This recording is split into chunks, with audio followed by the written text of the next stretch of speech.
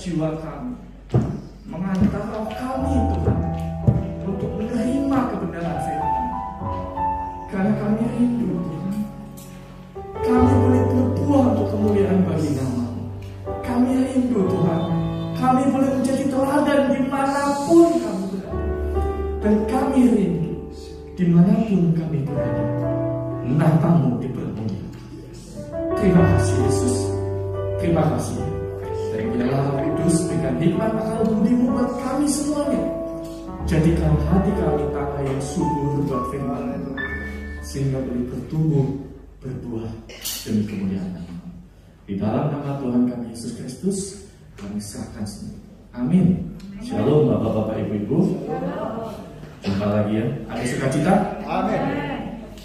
Saya merasakan ada sesuatu yang lainnya pagi hari ini. Luar biasa. Ujian kita, saya yakin Tuhan mendengar. Karena setiap kali berseru Tuhan itu pasti mendengar. Tidak pernah Tuhan itu tidak mendengarkan seruan doa kita. Itu yang menjadi kehebatan kita sebagai anak-anak Tuhan. Nah, tinggal masalahnya, kira-kira kita bagaimana ya?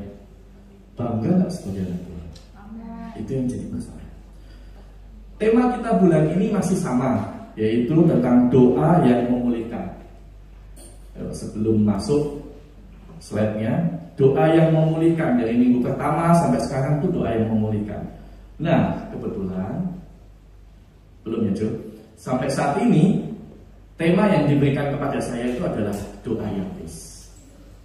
Pada waktu saya membaca doa Yabes itu kelihatannya singkat banget. Lagunya pun sudah kita hafalin. Terus mau dikhotbahi tentang apa? Apa kita nyanyi aja terus setengah jam? Ada orang yang menganggap doa Yabes ini suatu mantra. Kalau kalian mau diberkati di dunia ini, nyanyikanlah doa Yabes. Nah, nanti kita akan belajar benar nggak sih kata-kata itu. Terus bahkan ada yang mengatakan begini, apa yang kamu pilih? Doa Yabes atau doa Bapa kami? Seakan-akan tuh ini ada garisnya nih. Yabes itu seakan-akan berkat, Bapak kami itu seakan-akan yang lebih mulia. Nanti kita belajar.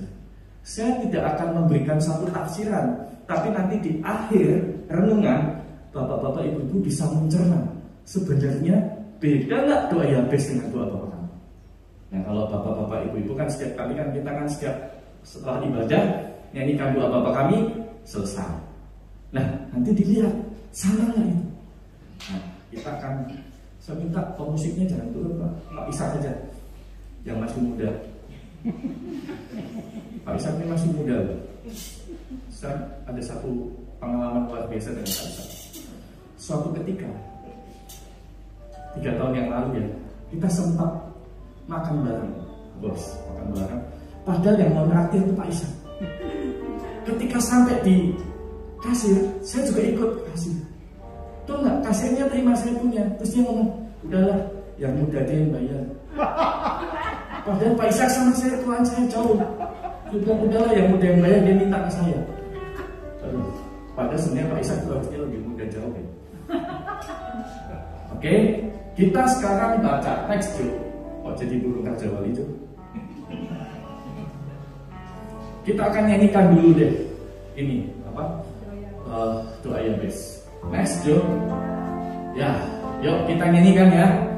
Seberapa nih Pak? Saya nggak bisa ngira-ngira nih. Kiranya Engkau memberkati aku berlimpah-limpah dalam perluas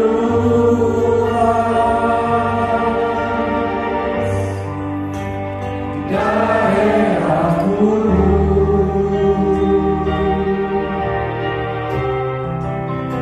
dan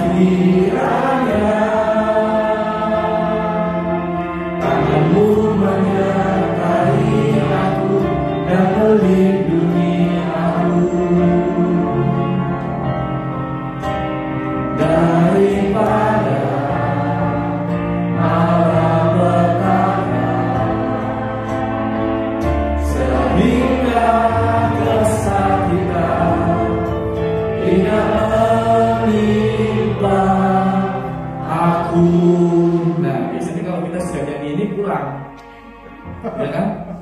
Dan ini selesai pulang. Nah, kita sekarang nggak nyanyi lagu ini, kita akan lanjutkan lagi ya. Nah, kita lihat dulu latar belakangnya Yabes itu siapa. Next tuh. Kalau bapak-bapak ibu-ibu baca di 1 Tawarik pasal yang keempat, itu perikopnya itu judulnya menarik. Apa perikopnya? Terus tuh, next. Di situ dikatakan, ya, perikopnya itu aneh. Keturunan Yehuda dari cabang lain. Berarti ada cabangnya ya Yehuda ya. Kalau kita bilang Yehuda punya anak 2 yang utama. Siapa? Peres dan Serah. Peres akhirnya nanti punya anak siapa? Hesron. Hesron Ram Aminadab, Aminadab Nahason, Nahason Salmon. Salmon Boas. Boas siapa? Boas itu suaminya Ruth. Boas habis Boas Obed Isai Daud. Jadi keturunannya begitu. Ini cabang yang utama ya. Kalau cabang yang utama tadi dari Yehuda ada Peres dan Serah. Dari Peres tadi ada Hesron, Ram, Aminadab, Nahason, Salmon, Boas, Obed, Isai, Daud. Nah, pokoknya sampai situ aja lah. Itu adalah keturunan dari cabang utama. Nah, Yabes ini adalah cabang yang lain. Jadi artinya di luar Serah dan Peres masih ada lagi. Jadi sebenarnya kalau dibilang namanya cabang, dia itu bukan yang utama. Karena yang menurunkan raja-raja itu dari Peres tadi saudara. Obed, Isai, Daud, dan kemudian raja-raja Israel.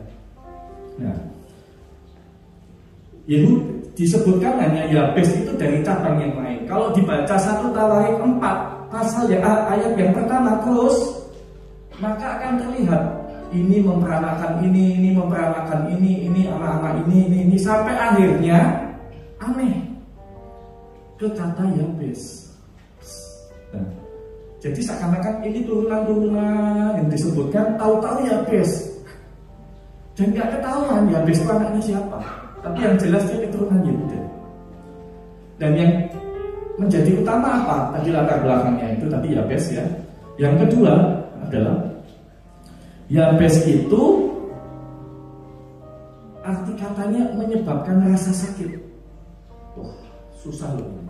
Tahu nggak bapak-bapak ibu? Kalau misalnya ada seorang anak, kemudian kira-kira kamu ya, waktu mama lahirin kamu, mama tuh sakit banget, maka dasar penyakitan. Yabes itu kira-kira seperti itu. Waktu melahirkan Yabes, mamanya itu kesakitan luar biasa. Makanya dikasih kata nama Yabes. Jadi ingat ya, ini mesti diambil dulu nih. Kesakitan, dia menyebabkan kesakitan. Yang ketiga, anehnya Yabes ini lebih dimuliakan daripada saudara-saudaranya yang lain. Kenapa bisa begitu? Nanti kita baca. Yuk, kita ulangi lagi. Next yuk. Nah, kita kan ambilnya dari ini. Next yuk. Oke, ini ya. Yabes lebih dimuliakan. Ini kan aneh nih. Anak dari cabang, tapi Yabes lebih dimuliakan daripada saudara-saudaranya. Nama Yabes itu diberi ibunya kepadanya sebab katanya, aku telah melahirkan dia dengan kesakitan. Oke, next yuk. Nah, kita lihat dari sini. Ada berapa hal yang bisa warnain? 1, 2, 3, 4, 5. Kita akan belajar dari 5 hal. Pertama, kiranya engkau memberkati aku dengan berlimpah-limpah. Kita baca di sini ya. Kiranya engkau memberkati aku berlimpah-limpah. Kemudian yang kedua, memperluas daerahku. Yang ketiga, kiranya tanganmu menyertai aku. Yang keempat, melindungi aku daripada malapetaka sehingga kesakitan tidak menimpa aku. Nah, kita akan bahas satu-satu. Next, coba. Ya.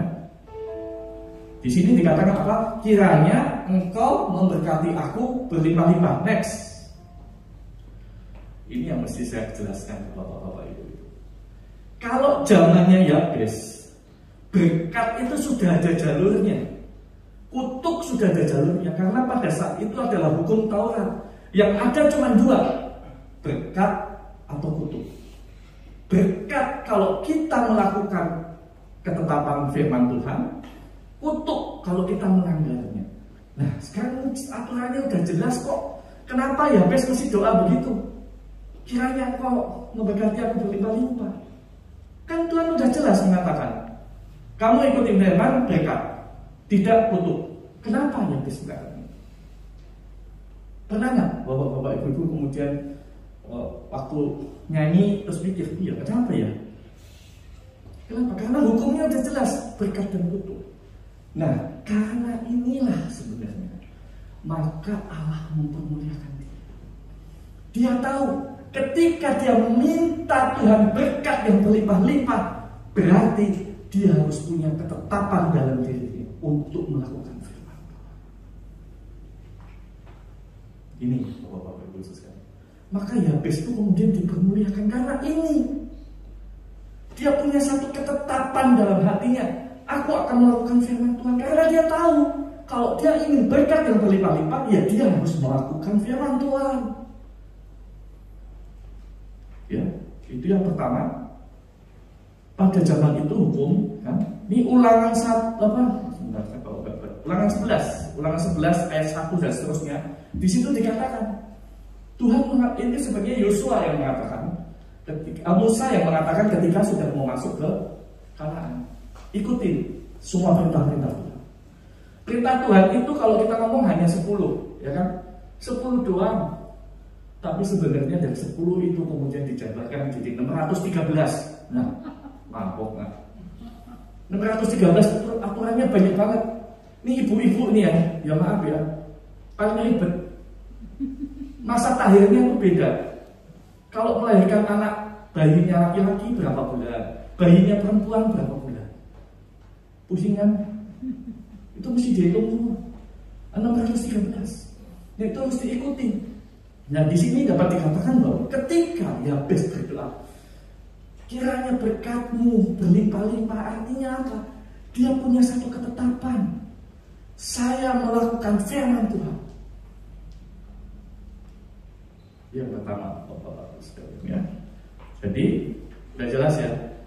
Kan berkat sudah jelas, jadi berkat dan kutuk. Kalau kamu mau berkat, ya kamu harus melakukan firman Tuhan. Kalau kamu mau diberkati dengan berlimpah-limpah, ya kamu harus hidup sesuai dengan ketetapan Tuhan. Ini yang pertama. Maka kesimpulannya, next, yuk.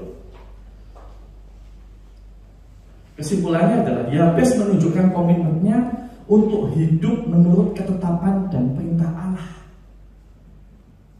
untuk kemuliaan bagi nama Allah. Belum bisa aja next. Itu adalah yang pertama kita bicara.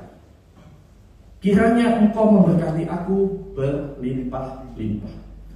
Kemudian yang kedua apa kata-katanya?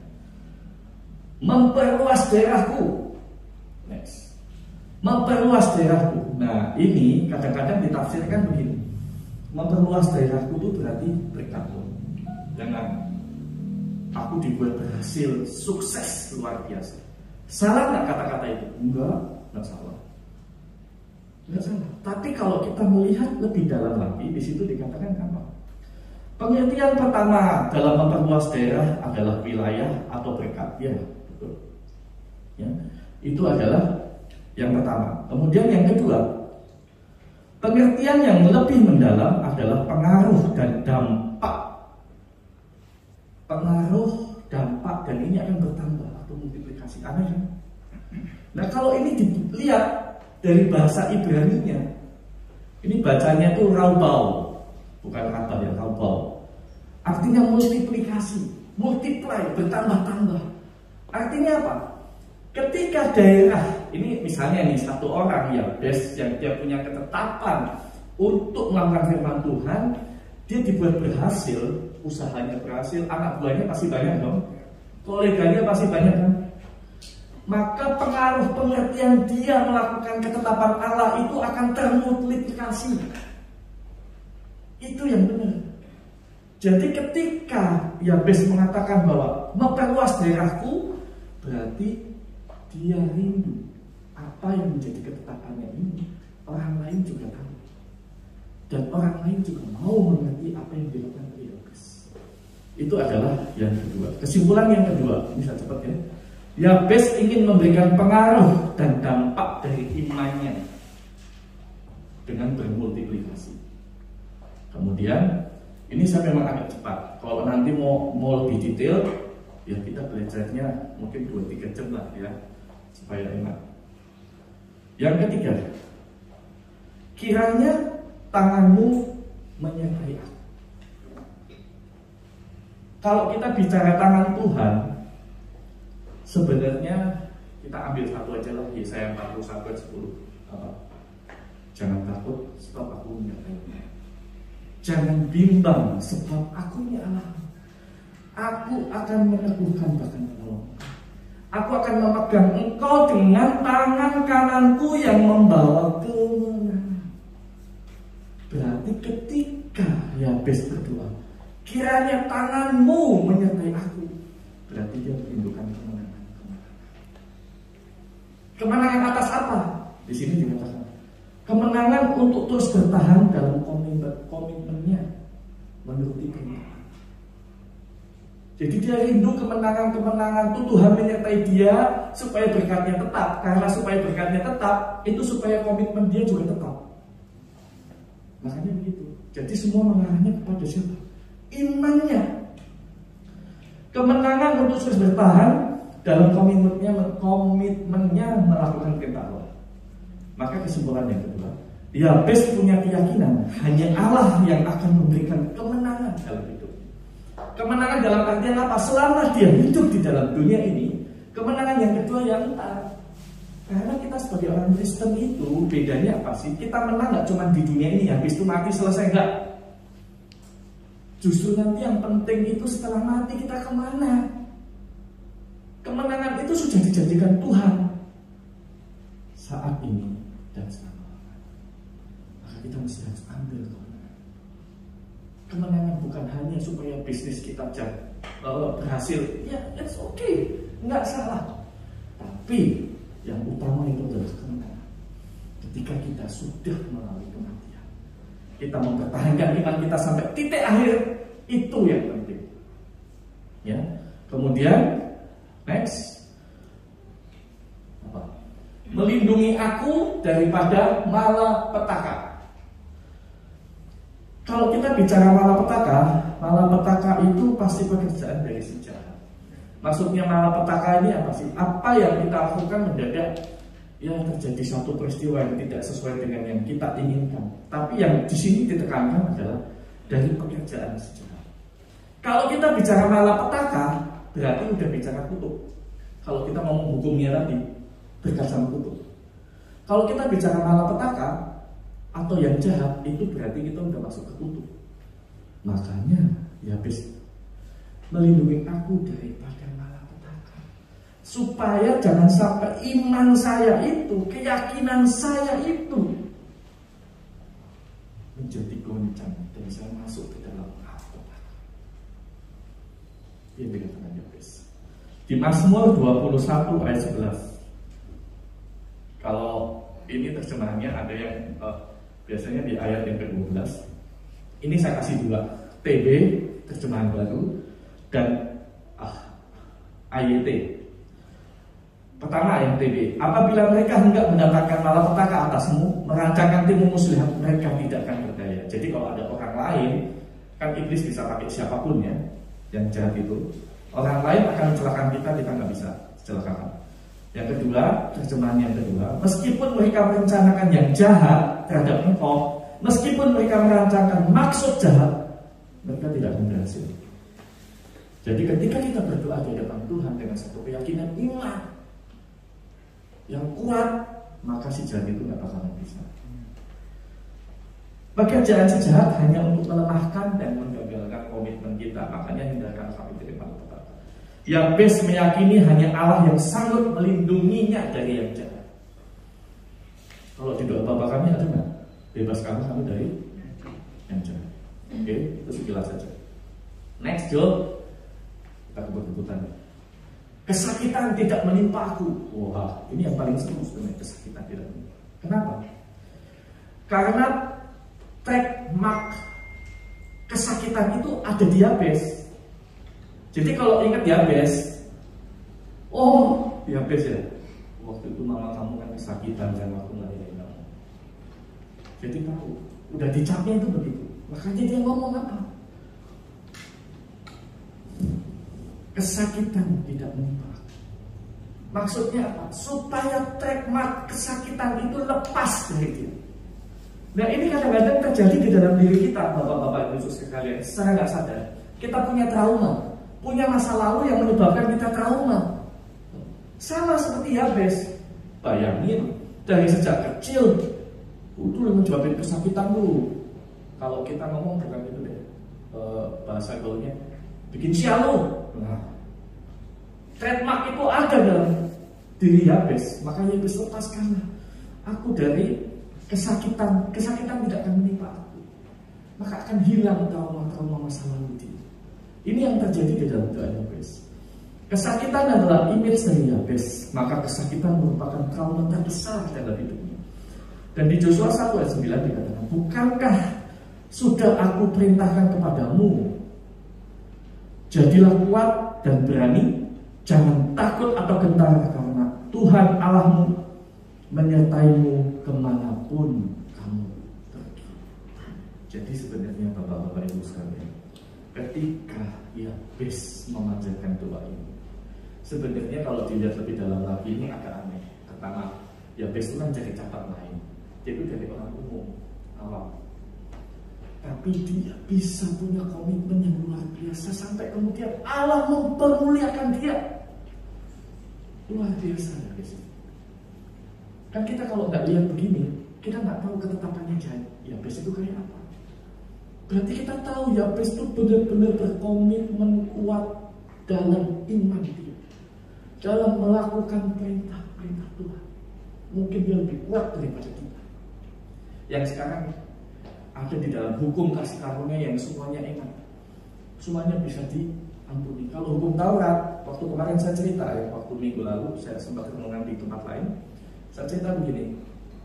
Ini kalau kita ngomong berkat dan kutuk ya, saya jalan dari Kosambi, saya mau pergi ke Harmoni. Ada berapa lampu merah yang saya lalui? Misalnya ada 10 lampu merah. Lampu merah pertama saya taatin, kedua saya taatin, ketiga saya taatin. Giliran sampai yang ke-10, saya bablasin lampu merah. Saya kena tilang. Kena. Tapi yang 9 saya taatin, biasa saja akhirnya. Ya kan? Hukum Taurat itu begitu. Tetap kita dihukum, tapi kasih karunia kita ada pengampunan asal kita masih hidup di dalam iman kepercayaan. Karena ini loh Bapak-Bapak Ibu sekalian, ada satu yang hal aneh, maksudnya bukan aneh, paradoks yang saya baca terakhir-akhir ini adalah tentang Tuhan itu begini. Kita dulu pernah dengar Pak Sem, itu kata-kata Pak Sem itu saya saya ingat terus yang dia bilang apa? Allah itu lebih rindu menjalin hubungan dengan kita daripada kita kepada Allah. Bayangin. Terus saya pikir, saya baca di Yeremia, saya baca di Bapak, selalu Tuhan itu ngomong, ketika dia akan melakukan malapetaka kepada sesuatu, kalau orang itu bertobat, dia gagalkan, dia nggak jadi. Dia luar biasa. Jadi Tuhan itu melihat kita sama seperti Yabes. Ketika trauma kesakitan ada dalam diri, sial ada di dalam diri dia mempunyai komitmen untuk terus kepada Tuhan sehingga lahirlah doa Yabes. Kiranya Engkau memberkati aku. Ini yang luar biasa Bapak-Bapak sekalian. Yang ke ini kesimpulannya, Yabes meyakini hanya Allah yang sanggup melenyapkan ketakutan dan trauma. Nah kita juga kadang-kadang suka begitu kan. Trauma itu kadang-kadang aneh ya. Ada di sini yang trauma terhadap anjing kecil, takutnya setengah mati. Ada yang trauma terhadap kucing. Mungkin trauma sih enggak, tapi jijik sama kucing.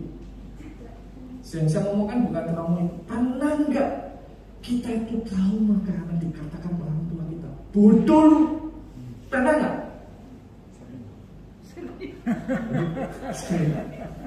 Pernah nggak kita itu trauma dalam pikiran kita sampai kemudian ketika orang tua kita berkata sial? Itu kadang-kadang ada yang benar kita tanpa kita sadar, dan itu harus dipulihkan Bapak-Bapak Ibu sekalian. Itu harus dipulihkan. Yang menakutkan adalah ketidaksadaran kita akan hal itu kemudian kita turunkan kepada anak kita. Itu yang bahaya.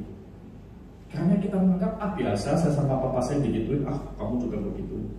Tapi itu menyakitkan. Itu hal yang harus kita sadari. Next, yuk. Nah, ini yang mau saya katakan nih Bapak-Bapak sekalian. Ya. Apa yang dikatakan di sini? Dan Allah mengabulkan permintaannya.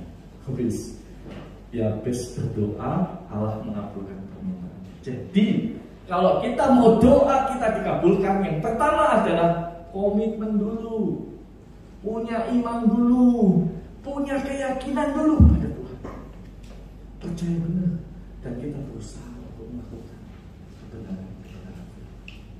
Kita tuh hidup di zaman kasih karunia itu lebih enak daripada zamannya Yabes. Kenapa? Kita ada Roh Kudus yang akan mengingatkan kita. Sama kesaksian nih Bapak-Bapak sekalian. Minggu lalu kan saya renungan di gereja lain. Saya ngomongin masalah doa. Bapak-bapak, ibu-ibu, cobalah bangun setengah 4, doa setiap pagi, minta Tuhan doa. Dan saya seminggu ini akhirnya bangun terus setengah 4. Jadi saya harus berdoa terus. Saya pikir, oh ya Tuhan, saya mengatakan jadi saya harus melakukan juga. Itu yang terjadi. Nah, ketika kita bilang Allah mengabulkan permintaannya itu adalah sikap dari Yabes. Jadi jangan dikatakan doa Yabes itu hanya untuk meminta berkat. Di situ ada komitmen loh. Di situ ada pengertian Yabes tentang Allah yang sampai saat ini mungkin di zamannya dia hanya orang tertentu yang bisa punya pengertian seperti itu. Maka dikatakan di 1 Tawarikh 4 ayat 9, Yabes lebih mulia daripada saudara-saudaranya. Jadi keturunan Yehuda dari cabang lain itu walaupun banyak namanya Yabes yang dimuliakan oleh Allah. Luar biasa. Karena apa? Karena ketetapan itu. Justru kalau kita belajar dari Yabes, dia itu memulihkan. Doa Yabes ini memulihkan diri. Doa Yabes itu harus memulihkan kita semuanya. Dan kita berdoa itu harus memulihkan kita semua. Next, itu kan kesimpulannya tadi. Satu. Yang pertama adalah Yabes menunjukkan komitmennya untuk hidup menurut ketetapan dan perintah Allah untuk kemuliaan Allah. Yang kedua, Yabes ingin memberikan pengaruh dan dampak dari imannya, multiplikasi. Yang ketiga, Yabes punya keyakinan bahwa Allah akan memberikan kemenangan dalam hidupnya. Yang keempat, Yabes meyakini bahwa Allah yang sanggup melindunginya dari yang jahat. Dan yang kelima, Yabes meyakini hanya Allah yang sanggup melenyapkan ketakutan. Atau dengan kata lain, hanya Allah yang bisa memutar keadaan dari zero to hero, dari nothing to something. Makanya jangan ada satupun di antara kita yang menganggap hidup kita tidak ada artinya, tidak ada gunanya, tidak ada manfaatnya. Allah sudah menanamkan tugas khusus dalam kehidupan kita masing-masing. Yang penting pertama, kita harus yakin dan percaya kepada Tuhan. Jaga iman, jaga hubungan baik dengan Allah. Maka doamu akan memulihkan keadaan. Mungkin sekarang yang masih dalam keadaan terpuruk akan dijadikan menjadi sukses. Mungkin yang sekarang masih dalam lembah-lembah kekelaman akan dibawakan untuk hijau. Kuncinya apa? Cuma satu. Kita harus punya ketetapan. Oke, baca Alkitab ya. Jangan diampakkan kita. Memang ini kesaksian lagi ya Bapak-bapak Ibu sekalian. Saya itu kan dulunya bukan Kristen. Kenapa bisa jadi Kristen? Waktu SD saya ikut sekolah minggu. Tapi ya cuma ikut teman diajak sekolah minggu. Memang di sekolah minggu saya hafal itu ayat hafalan. Nggak ada yang masuk dalam pikiran saya. Yang ada cuma satu pengertiannya. Kalau kamu mau minta tolong, minta tolonglah pada Yesus. Itu doang. Sampai suatu ketika SMA, ketika saya naik gunung, saya sempat terpelosok di tengah, dan teman saya itu gak ada yang tahu ketika saya udah teriak gak ada yang tahu. Saat itu saya ngomong, Yesus tolong saya, kalau Tuhan tolong saya baca Alkitabnya. Tawarannya gampang ya, saya baca Alkitabnya. Emang saya punya Alkitab, punya yang kecil itu loh, Perjanjian Baru Gideon. Itu halamannya saya masih hafal, 704 halaman. Saya masih hafal itu. Saya ngomong gitu, tahu-tahu teman saya ada yang turun loh. Ada yang padahal jarang tanya Lilis, ada nggak yang udah naik gitu, ada yang mau turun. Katakanlah kamera ketinggalan di atas pun nggak bakalan tuh ada yang mau naik lagi. Tapi ini mujizat, saya anggap setelah itu, Tuhan, saya dalam hati pengalaman itu. Dan akhirnya saya baca Alkitab. Dan luar biasa waktu baca Alkitab, udah gak pernah baca Alkitab, Matius 1 ayat 1. Siswa itu Yesus. Ini memperanakan ini, memperanakan ini, memperanakan ini. Pusing saya. Tapi terus saya coba. Akhirnya saya baca Alkitab, ngerti saya baca dulu. Akhirnya saya ikut persekutuan, kemudian baru saya masuk ke gereja. Di situ baru saya dibaptis. Kemudian saya aktif pelayanan terus. Sampai kuliah saya aktif pelayanan, sampai ke Jakarta nggak pernah melayani lagi. Sampai suatu ketika gereja saya itu, ini kesaksiannya, gereja saya itu ikut pacaran. Ada nggak yang gereja ikut pacaran? Pacar saya gereja mana saya ikut. Pernah tuh gereja GKJMB, Gereja Kristen Mangga Besar. Sekarang jadi Kristus Kristus atau Kristus Yesus. Pernah itu di Grandville. Oh, saya pelayanan di situ, walaupun nggak diakui. Ikut. Terus ada satu lagi, enggak sih, cuma itu doang. Kalau satu lagi diomelin saya. Terus akhirnya saya ke gereja ini apa? Megamall itu siapa namanya? Pak Beni Santoso apa itu? Tabernakel. Di situ saya lama, tapi saya tuh cuma gitu, duduk karena musiknya asik. Jadi saya duduk cuma mikir, emang saya tepuk tangan enggak? Nyanyi ya sekedarnya cuma liatin aja, musiknya top masalahnya. Berjalan sampai akhirnya saya dipertemukan dengan Esther yang ini. Saya ke GKJMP, ke GSDA nih, di GSDA sampai sekarang. Nah, Bapak-Bapak Ibu, dari pengalaman ini adalah biarlah kita punya ketetapan yang kuat di dalam Tuhan. Apapun yang bisa dalam pikiran kita, apapun. Mungkin saat ini kita masih, hidup saya santai bro, sukses bro. Saya nggak pernah itu susah bro. Saya kalau belanja satu hari, kalau saya nggak habisin 2 juta, dompet keberatan bro. Jadi jalannya susah gitu. Mungkin lagi begitu.